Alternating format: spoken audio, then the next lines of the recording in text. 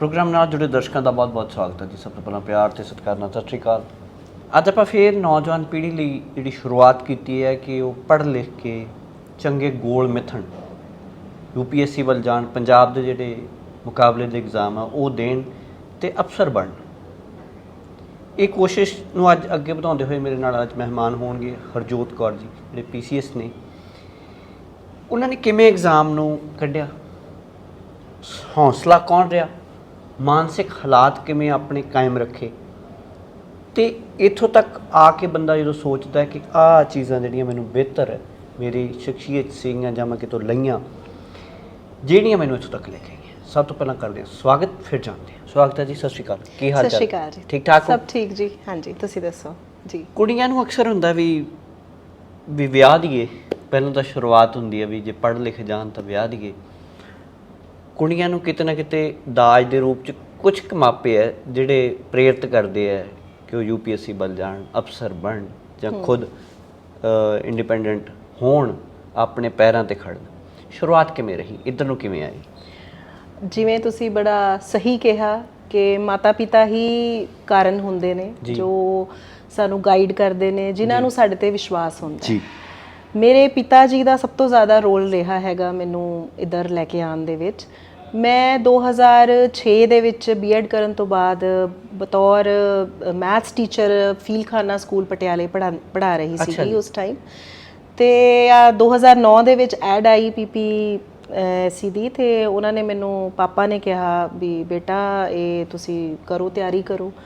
ਤਾਂ ਮੈਂ ਉਸ ਵਕਤ ਬਹੁਤ ਜ਼ਿਆਦਾ ਪ੍ਰੋਤਸਾਹਿਤ ਨਹੀਂ ਸੀ ਮੈਨੂੰ ਉਸ ਟਾਈਮ ਇੰਨਾ, ਕਿਉਂਕਿ ਇੱਕ ਮੁਕਾਮ ਜਿਵੇਂ ਜੋ ਮਾਤਾ ਮੇਰੇ ਮੰਮਾ ਦਾ ਸੀਗਾ ਸ਼ੁਰੂ ਤੋਂ ਵੀ ਇੱਕ ਫਾਈਨੈਂਸ਼ੀਅਲ ਇੰਡੀਪੈਂਡੈਂਸ ਜ਼ਰੂਰੀ ਹੈ, ਉਹ ਐਜ਼ ਮੈਥਸ ਟੀਚਰ ਮੈਂ ਖੁਸ਼ ਸੀਗਾ। ਤਾਂ ਮੈਂ ਇੰਨਾ ਜ਼ਿਆਦਾ ਨਹੀਂ ਸੋਚਿਆ, ਪਰੰਤੂ ਪਤਾ ਨਹੀਂ ਕਿਉਂ ਵੀ ਪਾਪਾ ਨੂੰ ਸੀਗਾ ਵੀ ਇਹ ਕਰ ਸਕਦੀ ਹੈ, ਉਹਨਾਂ ਨੂੰ ਬਹੁਤ ਫੇਥ ਸੀ ਮੇਰੇ 'ਚ।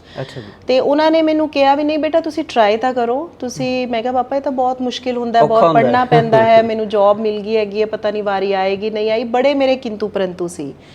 ਪਰੰਤੂ ਪਾਪਾ ਅੜੇ ਰਹੇ ਤੇ ਉਹਨਾਂ ਦੀ ਇੱਛਾ ਨੂੰ ਮੁੱਖ ਰੱਖਦੇ ਹੋਏ ਜਦੋਂ ਮੈਂ ਇਹ ਤਿਆਰੀ ਸ਼ੁਰੂ ਕੀਤੀ ਕਰਨੀ ਜੀ, ਉਦੋਂ ਅੰਦਾਜ਼ਾ ਹੋਇਆ ਵੀ ਇਹ ਬਹੁਤ ਹੀ ਖੂਬਸੂਰਤ ਸਫ਼ਰ ਹੈ। ਕੀ ਬਾਤ ਹੈ। ਮਤਲਬ ਔਖਾ ਲੱਗਿਆ, ਦਿੱਕਤ ਆਈ, ਪਰ ਜਿਵੇਂ ਜਿਵੇਂ ਕਰਦੇ ਗਏ, ਪੜ੍ਹਦੇ ਗਏ, ਆਪਣੀ ਨੌਲੇਜ ਵਿੱਚ ਵਾਧਾ ਹੁੰਦਾ ਰਿਹਾ। ਬਹੁਤ ਇਹੋ ਜਿਹੀਆਂ ਚੀਜ਼ਾਂ ਬਾਰੇ ਜਾਣਿਆ, ਪੜ੍ਹਿਆ ਜਿਹੜੀਆਂ ਸ਼ਾਇਦ ਨਹੀਂ ਪਤਾ ਸੀ ਜਾਂ ਜਿਨ੍ਹਾਂ ਦਾ ਜੋ ਸਾਡੇ ਮੇਰੇ ਦਾਇਰੇ ਵਿੱਚ ਨਹੀਂ ਸੀ।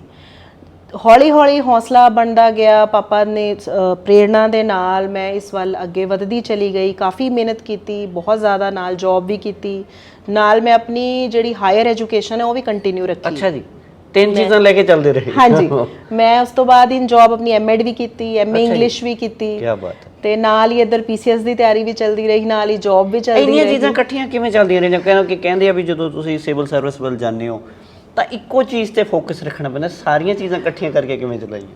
ਹੈ ਤਾਂ ਪੜ੍ਹਾਈ ਜੀ, ਹੈ ਤਾਂ ਐਜੂਕੇਸ਼ਨ ਹੀ ਜੀ, ਤੇ ਬਸ ਸਾਰਾ ਕੁਝ ਬੜਾ ਸਟ੍ਰੈਟਜੀ ਨਾਲ, ਪਲੈਨਿੰਗ ਦੇ ਨਾਲ ਚੱਲਦਾ ਰਿਹਾ ਜੀ। ਤੇ ਬਾਕੀ ਮੰਮੀ ਪਾਪਾ ਦਾ ਬਹੁਤ ਸਪੋਰਟ ਸੀਗਾ। ਇਹ ਜੀ ਕਿਹੜੀ ਪਲੈਨਿੰਗ ਸੀ ਜਿਹੜੀ ਇੱਥੋਂ ਤੱਕ ਲੈ ਆਈ? ਦੇਖੋ ਜੀ, ਸਭ ਤੋਂ ਵੱਡੀ ਪਲੈਨਿੰਗ ਤਾਂ ਇਹੀ ਹੈ ਕਿ ਸਵੇਰੇ ਟਾਈਮ ਤੇ ਸਮੇਂ ਸਿਰ ਉੱਠਣਾ। ਸਭ ਤੋਂ ਜ਼ਿਆਦਾ ਕੁਰਬਾਨੀ ਤਾਂ ਨੀਂਦ ਦੀ ਹੁੰਦੀ ਹੈ। ਉਹ ਕੁਰਬਾਨ ਕਰਨੀ ਪੈਂਦੀ ਹੈ, ਆਰਾਮ ਕੁਰਬਾਨ ਕਰਨਾ ਪੈਂਦਾ। ਮੈਂ ਨੀਂਦ ਵੀ ਨਹੀਂ ਕਹੂੰਗੀ, ਬਿਕਾਜ਼ ਜੇ ਤੁਸੀਂ ਵੈਸੇ 3-4 ਘੰਟੇ ਪ੍ਰੋਪਰ ਸਾਊਂਡ ਸਲੀਪ ਲੈ ਲਓ ਤਾਂ ਉਹਦੇ ਨਾਲ ਵੀ ਤੁਸੀਂ ਰੀਚਾਰਜ ਹੋ ਜਾਂਦੇ ਹੋ। ਕੋਈ ਜ਼ਰੂਰੀ ਨਹੀਂ ਹੁੰਦਾ ਕਿ 12-12 ਘੰਟੇ ਸੌਂ ਕੇ ਹੀ ਨੀਂਦ ਪੂਰੀ ਹੁੰਦੀ ਹੈਗੀ ਹੈ। ਜੇ ਪ੍ਰੋਪਰ ਬੜੇ ਹੀ ਸ਼ਾਂਤ ਵਧੀਆ ਮਾਹੌਲ ਦੇ ਵਿੱਚ ਤੁਸੀਂ ਥੱਕ ਟੁੱਟ ਕੇ 2 ਘੰਟੇ ਵੀ ਬੈੱਡ ਤੇ ਤੁਸੀਂ ਪੈ ਕੇ ਆਪਣਾ ਸੌਂ ਲਓ ਤਾਂ ਤੁਸੀਂ 2 ਘੰਟੇ ਬਾਅਦ ਬਹੁਤ ਹੀ ਫਰੈਸ਼ ਹੋ ਕੇ ਉੱਠਦੇ ਹੋ ਜੀ, ਨਵੀਂ એનર્ਜੀ ਨਾਲ ਤੁਸੀਂ ਜਾਗਦੇ ਹੈਗੇ ਹੋ। ਸੋ ਉਸ ਦੌਰਾਨ ਜਿਹੜੀ ਮੇਰੀ M.Ed ਐਂਡ ਮੇਰੀ MA ਇੰਗਲਿਸ਼ ਦੇ ਐਗਜ਼ਾਮ ਸੀਗੇ ਉਹ ਤਾਂ ਚਲੋ ਫੇਜ਼ ਵਾਈਜ਼ ਸੀਗੇ, ਥੋੜੇ ਚੱਲਦੇ ਰਹੇ। ਜਿਵੇਂ ਜਿਵੇਂ ਐਗਜ਼ਾਮਸ ਆਏ ਉਹਦੇ ਨੇੜੇ ਤਿਆਰੀ ਕੀਤੀ। ਮੇਰੇ ਜਿਹੜੇ ਪੁਰਾਣੇ ਜਿਹੜੇ ਮੈਂ ਸਕੂਲ 'ਚ ਪੜ੍ਹਾਉਂਦੀ ਸੀਗੀ ਫੀਲਖਾਨਾ, ਉੱਥੇ ਦੇ ਪ੍ਰਿੰਸੀਪਲ ਸਰ ਸੀਗੇ ਭੱਟੀ ਸਾਹਿਬ। ਜੇ ਉਹ ਇੰਟਰਵਿਊ ਦੇਖਣਗੇ ਅਜੀਤ ਸਿੰਘ ਭੱਟੀ, ਉਹਨਾਂ ਨੂੰ ਬੜਾ ਖੁਸ਼ੀ ਹੋਏਗੀ ਕਿ ਉਹਨਾਂ ਨੇ ਬਹੁਤ ਹੈਲਪ ਕੀਤੀ। ਜਦੋਂ ਮੈਨੂੰ ਛੁੱਟੀ ਚਾਹੀਦੀ ਮੈਨੂੰ ਛੁੱਟੀ ਦਿੰਦੇ ਸੀ, ਹੱਲਾਸ਼ੇਰੀ ਵੀ ਦੇਣੀ। ਮੇਰੇ ਫੀਲਖਾਨੇ ਦੇ ਸਟਾਫ ਨੇ ਮੈਨੂੰ ਬਹੁਤ ਸਪੋਰਟ ਕੀਤਾ, ਮੇਰੇ ਫਰੈਂਡਸ ਨੇ ਮੈਨੂੰ ਬਹੁਤ ਸਪੋਰਟ ਕੀਤਾ। ਤੇ ਸ਼ਰਮਾ ਸਰ ਤੋਂ ਮੈਂ ਕੋਚਿੰਗ ਲਿੱਤੀ ਪਟਿਆਲੇ ਤੋਂ, ਤੇ ਉਹਨਾਂ ਕੋਲ ਰੈਗੂਲਰ ਕਲਾਸਿਸ ਚੱਲਦੀਆਂ ਰਹੀਆਂ। ਮੈਨੂੰ ਯਾਦ ਹੈ ਬਹੁਤ ਸਰਦੀ ਦੇ ਵਿੱਚ ਵੀ ਸਵੇਰੇ 4 ਵਜੇ ਅਸੀਂ ਜਾਂਦੇ ਸੀ, 5 ਵਜੇ ਕਲਾਸਿਸ ਸਟਾਰਟ ਹੋ ਜਾਂਦੀਆਂ ਸੀਗੀਆਂ।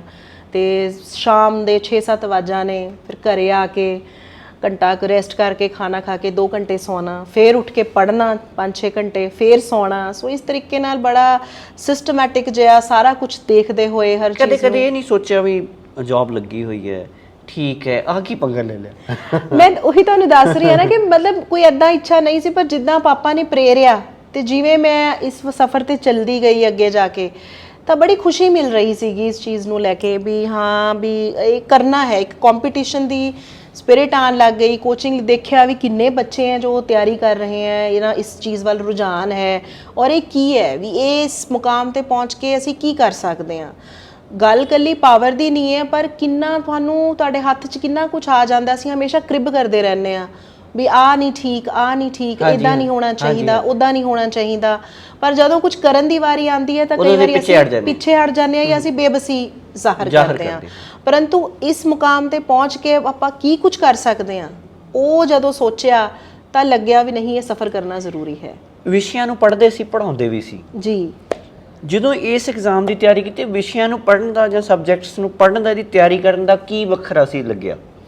ਦੇਖੋ ਜੀ, ਜਿਹੜੇ ਮੈਂ ਮੇਨਸ ਦੇ ਵਿੱਚ ਸਬਜੈਕਟਸ ਲਿੱਤੇ ਸੀਗੇ ਦੋਨੋਂ ਹੀ, ਉਹ ਦੋਨੋਂ ਸਬਜੈਕਟਸ ਜਿਹੜੇ ਮੇਰੇ ਸੀਗੇ ਸੋਸ਼ੀਓਲੋਜੀ ਐਂਡ ਪੋਲੀਟੀਕਲ ਸਾਇੰਸ, ਮੈਂ ਪੜ੍ਹੇ ਨਹੀਂ ਸੀਗੇ। ਮੈਂ ਹਿਊਮੈਨਿਟੀਜ਼ ਬੈਕਗ੍ਰਾਉਂਡ ਤੋਂ ਹਾਂ। ਅੱਛਾ ਜੀ। ਮੈਂ ਮੋਦੀ ਕਾਲਜ ਤੋਂ ਗ੍ਰੈਜੂਏਸ਼ਨ ਕੀਤੀ ਹੈ। ਮੇਰਾ ਮੈਥਸ, ਇਕਨੋਮਿਕਸ ਤੇ ਇੰਗਲਿਸ਼ ਲਿਟਰੇਚਰ ਮੇਰਾ ਸਬਜੈਕਟ ਸੀਗਾ। ਜਦੋਂ ਸਿਵਲ ਸਰਵਿਸਿਜ਼ ਦੀ ਤਿਆਰੀ ਕੀਤੀ ਤਾਂ ਦੋਨੋਂ ਸਬਜੈਕਟਸ ਮੈਂ ਨਵੇਂ ਲਿੱਤੇ ਸੀਗੇ, ਪਰ ਦੋਨੋਂ ਹੀ ਬੜੇ ਇੰਟਰਸਟਿੰਗ ਸਬਜੈਕਟਸ ਲੱਗੇ ਜੀ। ਬਿਲਕੁਲ ਨਵੇਂ ਸਿਰੇ ਤੋਂ ਸਟਾਰਟ ਕਰਨਾ ਸੀ, ਸਕ੍ਰੈਚ ਤੋਂ ਸਟਾਰਟ ਕਰਨਾ ਸੀ। ਉਹਦੇ 'ਚ ਸ਼ਰਮਾ ਸਰ ਦੀ ਬਹੁਤ ਜ਼ਿਆਦਾ ਗਾਈਡੈਂਸ ਰਹੀ ਹੈਗੀ ਹੈ। ਪ੍ਰੋਪਰ ਉਹਨਾਂ ਨੇ ਦੱਸਦੇ ਰਹੇ ਵੀ ਕਿਵੇਂ ਕਰਨਾ ਹੈ। ਬਾਕੀ ਅਪਡੇਟਡ ਰਹਿਣਾ ਬਹੁਤ ਜ਼ਰੂਰੀ ਸੀਗਾ। ਜਿਵੇਂ ਟ੍ਰੈਂਡ ਹੁੰਦਾ ਹੈ ਇੱਕ ਐਗਜ਼ਾਮ ਦਾ ਵੀ ਕੁਝ ਤੁਹਾਡਾ 30-40% ਤੁਹਾਡੀ ਪੁਰਾਣੀ ਜਿਹੜੀ ਫਿਕਸਡ ਜੀਕੇ ਹੈਗੀ ਹੈ, ਫੈਕਟਸ ਨੇ ਜਿਹੜੇ ਉਹ ਆਉਂਦੇ ਨੇ। ਫਿਰ ਕੁਝ ਚੀਜ਼ਾਂ ਤੁਹਾਡੀਆਂ ਕਰੰਟ ਹੋ ਜਾਂਦੀਆਂ ਨੇ ਤੇ ਕੁਝ ਚੀਜ਼ਾਂ ਤੁਹਾਡੀਆਂ ਹੈਗੀਆਂ ਨੇ ਜਿਹੜੀਆਂ ਜਿਹਦੇ ਤੇ ਤੁਹਾਡੇ ਵਿਊਜ਼ ਜਾਣੇ ਜਾਂਦੇ ਨੇ। ਜਿਹੜਾ ਵਿਸ਼ਿਆਂ ਤੇ ਪਕੜ ਹੈ, ਪਲੱਸ ਉਹਨੂੰ ਤੁਸੀਂ ਪ੍ਰੈਕਟੀਕਲੀ ਕਿਵੇਂ ਆਪਣੇ ਜ਼ਿੰਦਗੀ 'ਚ ਯੂਜ਼ ਕਰੋਗੇ ਔਰ ਪਲੱਸ ਉਹਨਾਂ ਤੇ ਤੁਹਾਡਾ ਹੋਲਡ ਕਿੰਨਾ ਹੈ, ਉਹ ਚੀਜ਼ਾਂ ਸਾਰੀਆਂ ਆਉਂਦੀਆਂ। ਉਹਦੇ ਵਿੱਚ ਪੜ੍ਹਨਾ ਬਹੁਤ ਪੈਂਦਾ ਹੈ, ਬਹੁਤ ਪਲੈਨਿੰਗ ਨਾਲ ਪੜ੍ਹਨਾ ਪੈਂਦਾ ਹੈ। ਉਹਦੇ ਵਾਸਤੇ ਅਸਿਸਟੈਂਸ ਵਾਸਤੇ ਬਹੁਤ ਸਾਰੇ magazines, newspapers and plus internet ਤਾਂ ਹੈ ਹੀ ਹੈ ਜੀ। ਮਤਲਬ ਇੰਟਰਨੈਟ ਮੈਂ ਜਿੰਨਾ ਅੱਜ ਕੱਲ੍ਹ ਮੈਂ ਰੂਲਸ ਜੀਆਂ ਦੇਖ ਕੇ ਮੈਨੂੰ ਲੱਗਦਾ ਹੁੰਦਾ ਵੀ ਇਹ ਕੀ ਹੋਈ ਜਾ ਰਿਹਾ ਹੈ, ਪਰੰਤੂ ਜੋ ਇੱਕ ਬੂਨ ਹੈ ਇੰਟਰਨੈਟ ਕਿ ਅਗਰ ਉਹਦਾ ਅਸੀਂ ਸਹੀ ਇਸਤੇਮਾਲ ਕਰੀਏ ਤਾਂ ਬਹੁਤ ਕੰਮ ਦੀ ਚੀਜ਼ ਹੈ ਐਂਡ ਤੁਹਾਨੂੰ ਅਪਡੇਟਡ ਰਹਿਣ ਦੇ ਵਿੱਚ ਔਰ ਤੁਹਾਡੀ ਨੌਲੇਜ ਵਧਾਉਣ ਦੇ ਵਿੱਚ ਤਾਂ ਬਹੁਤ ਸਹਾਈ ਹੁੰਦੀ ਹੈ।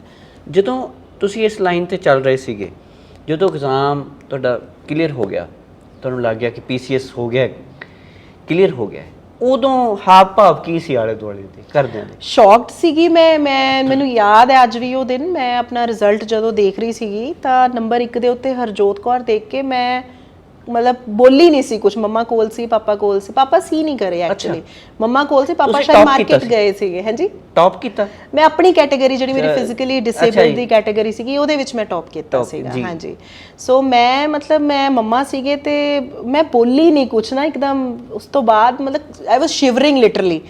ਤੇ ਪਾਪਾ ਥੋੜੀ ਦੇਰ ਬਾਅਦ ਆਏ, ਕਿਤੇ ਗਏ ਹੋਏ ਸੀਗੇ, ਥੋੜੀ ਦੇਰ ਬਾਅਦ ਆ ਗਏ। ਪ੍ਰੈਸ ਵਾਲਿਆਂ ਦੇ ਫੋਨ ਆਣੇ ਸ਼ੁਰੂ ਹੋ ਗਏ, ਘਰੇ ਕੁਝ ਪ੍ਰੈਸ ਰਿਪੋਰਟਰ ਵੀ ਆਏ ਔਰ ਪਾਪਾ ਦੀਆਂ ਅੱਖਾਂ 'ਚ ਵੀ ਆਂਸੂ ਸੀ।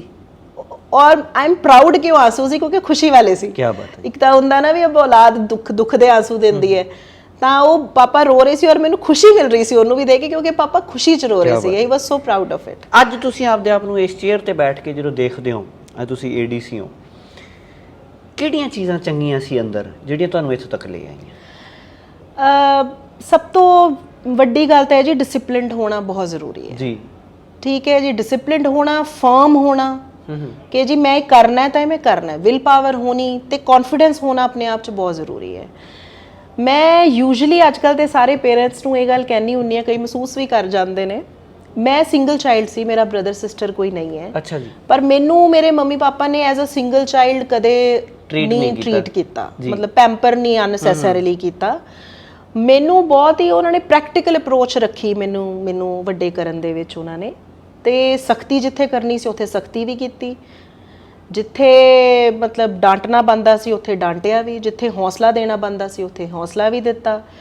ਸਖਤੀ ਕੀਤੀ। ਮਮਾ ਮੇਰੇ ਤੋਂ ਮਤਲਬ ਮਮਾ ਨੇ ਪ੍ਰੋਪਰ ਮਤਲਬ ਮੈਨੂੰ ਘਰ ਦੇ ਕੰਮ ਦੇ ਵਿੱਚ ਰੱਖਿਆ ਵੀ ਘਰ ਦਾ ਕੰਮ ਕਰਨਾ ਹੈ। ਅੱਛਾ। ਇਸ ਕਰਕੇ ਨਹੀਂ ਕਿ ਉਹਨਾਂ ਨੂੰ ਕੋਈ ਉਹ ਸੀ, ਇਸ ਕਰਕੇ ਕਿ ਮੈਂ ਸੈਲਫ ਡਿਪੈਂਡੈਂਟ ਬਣਾ, ਕੀ ਬਾਤ। ਵੀ ਮੈਂ ਕਿਸੇ ਤੇ ਵੀ ਰਿਲਾਈ ਨਾ ਕਰਾਂ ਕਿਸੇ ਵੀ ਚੀਜ਼ ਨੂੰ ਲੈ ਕੇ, ਚਾਹੇ ਉਹ ਕੋਈ ਘਰ ਦਾ ਕੰਮ ਹੈ, ਚਾਹੇ ਕੋਈ ਪਰਸਨਲ ਕੰਮ ਹੈ, ਚਾਹੇ ਕੋਈ ਆਫਿਸ ਦਾ ਕੰਮ ਹੈ, ਚਾਹੇ ਉਹ ਫਾਈਨਾਂਸਿਸ ਹੈ, ਕਿਸੇ ਵੀ ਤਰੀਕੇ ਨਾਲ। ਸੋ ਇਹ ਜਿਹੜਾ ਮਾਹੌਲ ਹੈ ਨਾ ਜੀ, ਘਰ ਦੇ ਵਿੱਚੋਂ ਹੀ ਇਹ ਚੀਜ਼ ਉੱਭਰ ਕੇ ਸਾਹਮਣੇ ਆਉਂਦੀ ਹੈ, ਜਿਹਦੇ ਵਿੱਚ ਕਿ ਮਾਤਾ ਪਿਤਾ ਦਾ ਬਹੁਤ ਵੱਡਾ ਰੋਲ, ਬਹੁਤ ਵੱਡਾ ਯੋਗਦਾਨ ਹੈ। ਅੱਜ ਕੱਲ੍ਹ ਮੈਂ ਦੇਖਦੀ ਹਾਂ ਕਿ ਬੱਚੇ ਬਹੁਤ ਜ਼ਿਆਦਾ ਪੈਂਪਰਡ ਹੈ, ਬਹੁਤ ਜ਼ਿਆਦਾ ਪੈਂਪਰਡ ਹੈ, ਬਹੁਤ ਜ਼ਿਆਦਾ ਡਿਪੈਂਡੈਂਟ ਹੈ। ਉਹ ਚੀਜ਼ ਸਹੀ ਨਹੀਂ ਹੈ। ਪਿਆਰੇ ਤਾਂ ਦੇਖੋ ਬੱਚੇ ਜੀ ਸਭ ਨੂੰ ਹੁੰਦੇ ਆ। ਮੇਰੀ ਵੀ ਬੇਟੀ ਹੈ, ਮੇਰਾ 6.5 ਸਾਲ ਦੀ ਬੇਟੀ ਹੈ, ਬੇਟਾ ਮੇਰਾ ਹਜੇ ਬਹੁਤ ਛੋਟਾ ਹੈ ਜੀ। ਤਾਂ I have also made it a point ਕਿ ਹਾਂ ਜੀ ਜਿੱਥੇ ਬੇਟੀ ਦੀ ਗਲਤੀ ਹੈ ਉਹਨੂੰ ਡਾਂਟੀ ਦਾ ਵੀ ਹੈ, ਆ ਕਰੇ ਆ ਕੇ ਉਹ ਸ਼ਿਕਾਇਤ ਵੀ ਲਗਾਉਂਦੀ ਹੈ ਵੀ ਮੈਨੂੰ ਫਲਾਣੇ ਨੇ ਕਿਹਾ, ਮੈਂ ਕਿਹਾ ਤੇਰਾ ਕਸੂਰ ਹੋਣਾ। ਆਪਾਂ ਆਪਣੇ ਬੱਚੇ ਦਾ ਕਸੂਰ ਕੱਢਣਾ ਬੰਦ ਕਰ ਦਿੱਤਾ ਹੈ ਬੇਸਿਕਲੀ, ਉਹ ਬਹੁਤ ਜ਼ਰੂਰੀ ਹੈ ਜੀ। ਤੋ ਇਹ ਕੁਝ ਚੀਜ਼ਾਂ ਨੇ ਜਿਹੜੀਆਂ ਇਹ ਮਾਹੌਲ ਹੈ ਕੰਡਿਊਸਿਵ ਵਾਲਾ, ਇਹ ਮਾਤਾ ਪਿਤਾ ਹੀ ਦਿੰਦੇ ਨੇ। ਜਿਹੜਾ ਸਪੋਰਟ ਸਿਸਟਮ ਹੈ ਉਹ ਤੁਹਾਨੂੰ ਅੱਗੇ ਵਧਾਉਂਦਾ ਜਿਹੜਾ ਘਰ ਦਾ। ਬਿਲਕੁਲ ਜੀ ਬਿਲਕੁਲ, ਸਪੋਰਟ ਸਿਸਟਮ ਹੈ, ਤੁਹਾਡੇ ਅੰਦਰ ਜਿਹੜੀਆਂ ਵੈਲਿਊਜ਼ ਨੇ ਜੀ, ਜੋ ਘਰ 'ਚ ਬੱਚਾ ਨਾ ਚਾਹੇ ਅਸੀਂ ਜੋ ਮਰਜ਼ੀ ਕਹਿ ਦਈਏ ਜੀ, ਬੱਚਾ ਇੱਕ ਚੀਜ਼ ਆਬਜ਼ਰਵ ਕਰਦਾ ਹੈ। ਤੁਸੀਂ ਕੀ ਕਰ ਰਹੇ ਹੋ, ਤੁਸੀਂ ਕਿ ਮਾਤਾ ਪਿਤਾ ਕੀ ਕਰ ਰਹੇ ਨੇ, ਉਹ ਆਪਸ 'ਚ ਕਿਵੇਂ ਬਿਹੇਵ ਕਰਦੇ ਨੇ, ਉਹ ਬਾਹਰ ਵਾਲਿਆਂ ਨਾਲ ਕਿਵੇਂ ਬਿਹੇਵ ਕਰਦੇ ਨੇ, ਉਹ ਨੌਕਰਾਂ ਚਾਕਰਾਂ ਨਾਲ ਕਿਵੇਂ ਇੱਕ ਇੱਕ ਚੀਜ਼ ਬੱਚਾ ਚੱਕਦਾ ਹੈ। ਮਤਲਬ ਅਸੀਂ ਕਈ ਵਾਰੀ ਆਪਾਂ ਨੂੰ ਲੱਗਦਾ ਹੈ ਕਿ ਬੱਚੇ ਨੂੰ ਕੀ ਪਤਾ ਲੱਗਦਾ ਜੋ ਮਰਜ਼ੀ ਬੋਲੀ ਚੱਲੋ, ਬਟ ਨਹੀਂ। ਮੈਂ ਇਹ ਚੀਜ਼ ਆਪਣੀ ਬੇਟੀ ਤੋਂ ਸਿੱਖੀ ਹੈ। ਅੱਛਾ ਜੀ। ਬੜੀ ਮੈਨੂੰ ਸਰਪ੍ਰਾਈਜ਼ਿੰਗ ਚੀਜ਼ ਲੱਗੀ ਵੀ ਕੋਈ ਇਹੋ ਜਿਹੀ ਚੀਜ਼ ਵੀ ਜਿਹੜੀ ਮੈਂ ਕਦੇ ਆਪਣੇ ਹਸਬੈਂਡ ਨਾਲ ਕਦੇ ਕਿਸੇ ਦੀ ਗੱਲ ਕੀਤੀ ਹੋਵੇ, ਬੁਰਾਈ ਚੰਗਾਈ ਕੀਤੀ ਹੋਵੇ, ਉਹ ਫੜਦੀ ਹੈ ਉਸ ਗੱਲ ਨੂੰ ਔਰ ਉਹ ਕਿਸੇ ਮੋਮੈਂਟ ਤੇ ਉਹ ਪੁਆਇੰਟ ਨੂੰ ਰੇਜ਼ ਕਰਦੀ ਹੈ। ਫਿਰ ਉੱਥੇ ਅਹਿਸਾਸ ਹੁੰਦਾ ਹੈ ਵੀ ਘਰ ਦੇ ਵਿੱਚ ਬਹੁਤ ਹੀ ਸਲੀਕੇ ਨਾਲ ਰਹਿਣਾ ਪੈਣਾ, ਕਿਉਂਕਿ ਬੱਚੇ ਸਿੱਖਦੇ ਨੇ। ਤਾਂ ਮਾਤਾ ਪਿਤਾ ਦਾ ਵੈਲਿਊ ਸਿਸਟਮ ਸਟਰੋਂਗ ਹੋਣਾ ਬਹੁਤ ਜ਼ਿਆਦਾ ਜ਼ਰੂਰੀ ਹੈ ਕਿ ਜੇ ਉਹ ਗਲਤੀ ਕਰਨਗੇ ਜਾਂ ਗਲਤ ਕਰਨਗੇ ਜਾਂ ਇਨਡਿਸਪਲਿਨਡ ਲਾਈਫ ਜੀਣਗੇ ਤਾਂ ਬੱਚੇ ਉਹੀ ਸਿੱਖਦੇ ਨੇ। ਅੱਛਾ, ਹੁਣ ਕੋਈ ਨਵੀਂ ਪੀੜ੍ਹੀ, ਤੁਸੀਂ ਇੱਕ ਟੀਚਰ ਤੋਂ ਇੱਧਰ ਆ ਗਈ ਕਿ ਕੋਈ ਹੌਸਲਾ ਕਰੇ, ਹਿੰਮਤ ਕਰੇ, ਉਹਨੂੰ ਸਭ ਤੋਂ ਪਹਿਲਾਂ ਸ਼ੁਰੂਆਤ ਕਿਵੇਂ ਕਰਨੀ ਚਾਹੀਦੀ ਹੈ? ਸ਼ੁਰੂਆਤ ਕਿਵੇਂ ਕਰਨੀ ਚਾਹੀਦੀ ਹੈ? ਸਭ ਤੋਂ ਪਹਿਲਾਂ ਤਾਂ ਜੀ ਉਹਨੂੰ ਮਿਹਨਤ ਕਰਨ ਲਈ ਉਹਨੂੰ ਤਿਆਰ ਹੋਣਾ ਚਾਹੀਦਾ ਹੈ। ਉਹ ਕਰੜਾ, ਉਹਦੀ ਬਿਲਕੁਲ ਵਿਲ ਪਾਵਰ ਸਟਰੋਂਗ ਹੋਣੀ ਚਾਹੀਦੀ ਹੈ ਕਿ ਮੈਂ ਇਹ ਕਰਨਾ ਹੈ ਜੀ। ਜਦੋਂ ਬੰਦੇ ਦੀ ਵਿਲ ਪਾਵਰ ਹੁੰਦੀ ਹੈ ਨਾ ਜੀ ਸਟਰੋਂਗ, ਉਹ ਕੁਝ ਵੀ ਕਰ ਸਕਦਾ ਜੀ। ਸਿਰਫ ਇਸ ਕਰਕੇ ਕਿ ਕਿਸੇ ਨੇ ਕਹਿ ਦਿੱਤਾ ਹੈ ਤੇ ਇੱਕ ਤੁਹਾਡੀ ਆਤਮਾ ਨੇ ਕਿਹਾ ਹੈ, ਉਹ ਦੋਨਾਂ ਕਥਨੀਆਂ 'ਚ ਫਰਕ ਹੈ ਜੀ। ਇੱਕ ਹੁੰਦਾ ਅਸੀਂ ਪਿੱਛੇ ਲੱਗ ਕੇ ਕਰੀ ਜਾ ਰਹੇ ਹਾਂ, ਇੱਕ ਹੈ ਕਿ ਸਾਡੇ ਅੰਦਰ ਉਹ ਚਿਣਗ ਹੈ, ਅਸੀਂ ਅੰਦਰੋਂ ਚਾਹ ਰਹੇ ਹਾਂ ਕਿ ਅਸੀਂ ਉਹ ਚੀਜ਼ ਕਰਨੀ ਹੈ। ਉਹ ਹੋਣੀ ਚੀਜ਼ ਬਹੁਤ ਜ਼ਰੂਰੀ ਹੈਗੀ ਹੈ। ਉਸ ਤੋਂ ਬਾਅਦ ਸੈਕਿੰਡ ਚੀਜ਼ ਜ਼ਰੂਰੀ ਹੈ ਜੀ ਰਿਸੈਪਟਿਵ ਹੋਣਾ। ਕੋਈ ਵੀ ਚੀਜ਼ ਸਿੱਖਣ ਦੇ, ਕਿਸੇ ਵੀ ਚੀਜ਼ ਨੂੰ ਐਕਸੈਪਟ ਕਰਨ ਦੀ ਤੁਹਾਡੇ ਅੰਦਰ ਮੈਂ ਨਹੀਂ ਹੋਣੀ ਚਾਹੀਦੀ ਵੀ ਮੈਂ ਹਾਂ ਜੀ ਮੈਂ ਸਹੀ ਹਾਂ, ਮੈਂ ਜੋ ਕਹਤਾ ਠੀਕ ਹੈ, ਮੈਂ ਜੋ ਕਰਨਾ ਠੀਕ ਹੈ। ਖੁੱਲੇ ਮਨ ਨਾਲ ਸਿੱਖਣਾ ਚਾਹੀਦਾ ਹੈ। ਤੁਸੀਂ ਕਿਸੇ ਤੋਂ ਵੀ ਸਿੱਖ ਸਕਦੇ ਹੋ, ਕੋਈ ਇਹ ਨਹੀਂ ਹੈ ਕਿ ਕੋਈ ਵੱਡਾ ਹੈ ਤੁਹਾਨੂੰ ਉਹੀ ਸਿਖਾਉਂਦਾ ਹੈ ਜੀ। ਮਤਲਬ ਕਾਇਨਾਤ ਦੀ ਇੱਕ ਇੱਕ ਚੀਜ਼, ਇੱਕ ਇੱਕ ਐਂਟੀਟੀ, ਇੱਕ ਇੱਕ ਬੰਦਾ, ਛੋਟਾ ਵੱਡਾ, ਹਰ ਇੱਕ ਚੀਜ਼ ਤੁਹਾਨੂੰ ਕੁਛ ਨਾ ਕੁਛ ਸਿਖਾਉਂਦਾ ਹੈ ਜੀ। ਸਿਰਫ ਮਤਲਬ ਉਹ ਚੀਜ਼ਾਂ ਸਿੱਖਣੀਆਂ, ਉਸਨੂੰ ਓਪਨ ਮਾਈਂਡਡਲੀ ਲੈਣਾ, ਉਹ ਚੀਜ਼ਾਂ ਬਹੁਤ ਜ਼ਿਆਦਾ ਜ਼ਰੂਰੀ ਹੈਗੀਆਂ ਨੇ। ਬਾਕੀ ਮਿਹਨਤ ਤਾਂ ਹੈ ਹੀ ਹੈ ਜੀ, ਪਲੈਨਿੰਗ ਹੈ, ਸਟ੍ਰੈਟਜੀ ਹੈ। ਉਹਦੇ ਵਿੱਚ ਹੋ ਜਾਂਦਾ ਹੈ ਕਿ ਜਿਵੇਂ ਕੁਝ ਸਬਜੈਕਟਸ ਤੁਹਾਡੇ ਵੀਕ ਹੁੰਦੇ ਨੇ, ਕੁਝ ਸਬਜੈਕਟਸ ਤੁਹਾਡੇ ਸਟਰੋਂਗ, ਉਹਨਾਂ ਦੀ ਕੋਚਿੰਗ ਲੈ ਲੈਣੀ ਚਾਹੀਦੀ ਹੈ। ਕੋਚਿੰਗ ਵੀ ਲੈਣੀ ਚਾਹੀਦੀ ਹੈ, ਪਰ ਜਿਹੜੇ ਕੁਝ ਵੀਕ ਸਬਜੈਕਟਸ ਨੇ ਉਹਨਾਂ ਤੇ ਜ਼ਿਆਦਾ એનર્ਜੀ ਨਹੀਂ ਲਗਾਉਣੀ ਚਾਹੀਦੀ ਜੀ। ਬੈਲੈਂਸ ਆਊਟ ਕਰ ਲੈਣਾ ਚਾਹੀਦਾ। ਜਿਵੇਂ ਫੋਰ ਐਗਜ਼ਾਮਪਲ ਮੇਰੀ ਜਿਓਗ੍ਰਾਫੀ ਅੱਛੀ ਨਹੀਂ ਸੀਗੀ ਜੀ, ਮਤਲਬ ਮੈਨੂੰ ਪਤਾ ਸੀ ਕਿ ਮੇਰਾ ਹੋਲਡ ਨਹੀਂ ਹੈ ਉਸ ਚੀਜ਼ ਦੇ ਉੱਤੇ। ਕਈਆਂ ਦਾ ਹਿਸਟਰੀ ਤੇ ਨਹੀਂ ਹੁੰਦਾ, ਕਈਆਂ ਤੇ ਮੈਥਸ ਤੇ ਨਹੀਂ ਹੁੰਦਾ। ਇੱਕ ਆਪਾਂ ਨੂੰ ਆਪਣਾ ਵੀਕ ਪਤਾ ਹੁੰਦੀ ਹੈ, ਵੀਕਨੈਸ, ਕਿ ਅਸੀਂ ਇਹ ਨਹੀਂ ਕਰ ਸਕਦੇ। ਇੱਕ ਚੀਜ਼ ਹੁੰਦੀ ਹੈ ਕਿ ਤੁਹਾਡੀ ਬਹੁਤ ਐਕਸਲੈਂਟ ਹੁੰਨੇ ਹੋ ਉਹਦੇ ਵਿੱਚ, ਤੁਹਾਨੂੰ ਪਤਾ ਹੈ ਕਿ ਵੀ ਮੈਂ ਤਾਂ ਮਾਸਟਰ ਹਾਂ ਇਸ ਚੀਜ਼ ਦਾ, ਵੀ ਇਹਦਾ ਮੈਨੂੰ ਜੋ ਮਰਜ਼ੀ ਪੁੱਛ ਲਓ। ਤਾਂ ਜਿਹੜੀ ਚੀਜ਼ ਦੇ ਤੁਸੀਂ ਐਕਸਪਰਟ ਹੋ, ਜਿਸ ਚੀਜ਼ ਤੇ ਤੁਹਾਨੂੰ ਕੌਨਫੀਡੈਂਸ ਹੈ, ਉਹਨਾਂ ਸਬਜੈਕਟਸ ਦੇ ਉੱਤੇ ਤੁਸੀਂ ਐਕਸਟਰਾ ਫੋਕਸ ਕਰੋ, ਉਹਦੇ ਉੱਤੇ ਐਕਸਟਰਾ ਮਿਹਨਤ ਕਰੋ, ਕਿਉਂਕਿ ਉਹਦਾ ਬੇਸ ਤੁਹਾਨੂੰ ਇੰਨਾ ਕੁ ਕਲੀਅਰ ਹੈ ਕਿ ਤੁਸੀਂ ਉਹਦੇ 'ਚ ਮਾਰ ਨਹੀਂ ਖਾਓਗੇ ਜੀ।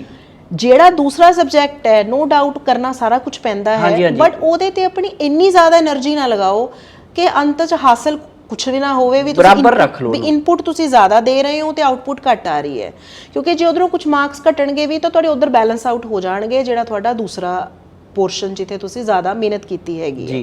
ਸੋ ਆਪਣੀ ਵੀਕਨੈਸ ਪਛਾਣ ਕੇ ਉਹਦੇ ਤੇ ਥੋੜੀ ਇਹ ਹੈ ਕਿ ਉਹ ਏਰੀਆ ਮਿਹਨਤ ਥੋੜੀ ਜ਼ਿਆਦਾ ਮੰਗ ਲੈਂਦਾ ਹੈ, but still I wood suggest ਕਿ ਉਹਦੇ ਤੇ ਆਪਣਾ 100% ਮਤਲਬ ਕੋਸ਼ਿਸ਼ ਕਰੋ, ਪਰ ਉਹਦੇ ਤੇ ਰਿਲਾਈ ਨਾ ਕਰੋ ਵੀ ਮੈਂ ਇਹਦੇ ਤੇ ਆਪਣਾ ਰਿਲਾਈ ਕਰਨਾ ਹੈਗਾ ਵੀ ਇਹ ਚੀਜ਼ ਮੈਂ ਕਰ ਲੂੰਗਾ।